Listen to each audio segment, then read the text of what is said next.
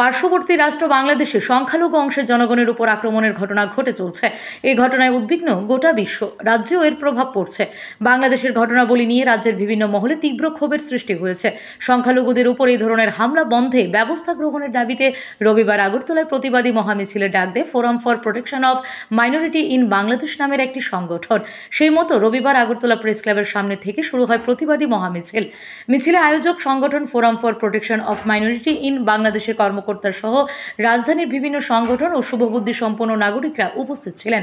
মিছিলটি আগরতলা প্রেস ক্লাবের সামনে থেকে শুরু হয়ে শহরের বিভিন্ন পথ পরিক্রমা করে রবীন্দ্র শতবার্ষিকী ভবনের সামনে এসে সমাপ্ত হয়। রবীন্দ্র ভবনের সামনে forum for protection of minority in বাংলাদেশের পক্ষে জয়ন্ত ভট্টাচার্য জানান, বাংলাদেশে যতদিন নৈরাজ্য চলবে, সংখ্যালঘুদের উপর আক্রমণ চলবে, ততদিন সংগঠনের আন্দোলনও চলবে।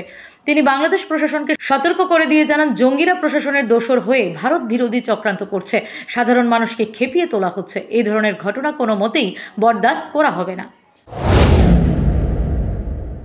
ওদের উপর অত্যাচার হয়েছে, নির্যাতন হয়েছে, ওদের বাড়িঘর জ্বালিয়ে দেওয়া হয়েছে। শিক্ষকদের, যারা হিন্দু শিক্ষক আছে, ওদেরকে চাকরি থেকে ছাঁটাই করে দেওয়া হয়েছে। বহু হিন্দুকে হত্যা করা হয়েছে, বাড়িঘর জ্বালিয়ে দেওয়া হয়েছে, পূজা করার উপর নিষেধাজ্ঞা করা হয়েছে, নিষেধাজ্ঞা জারি করা হয়েছে দুর্গাপূজা করার উপর। এর প্রতিবাদে আমরা এই forum for protection of minorities in Bangladesh এই সংগঠনের উদ্যোগে আমরা আজকে একটা প্রতিবাদ মিছিল করব। মিছিল হবে মনো মিছিল হবে এবং পরবর্তী সময়ে আমরা ভারতের মাননীয় প্রধানমন্ত্রীর উদ্দেশ্যে রাজ্যপালের মাধ্যমে আমরা স্মারকলিপি প্রদান করব। আমাদের বিভিন্ন পদক্ষেপ আছে, পর্যায়ক্রমে এগুলো করব। আজকে প্রথম পর্যায়ে আমরা একটা শহরে আমরা একটা বড় মিছিল করছি। আপনারা দেখতে পাচ্ছেন প্রচুর সংখ্যক লোক এসছে, স্বতঃস্ফূর্তভাবে আমাদের লোক এসছে। আমরা সবাইকে বলবো আপনারা শান্তিপূর্ণভাবে মিছিল করবেন। Bureau report, S Bharat live 24 hours.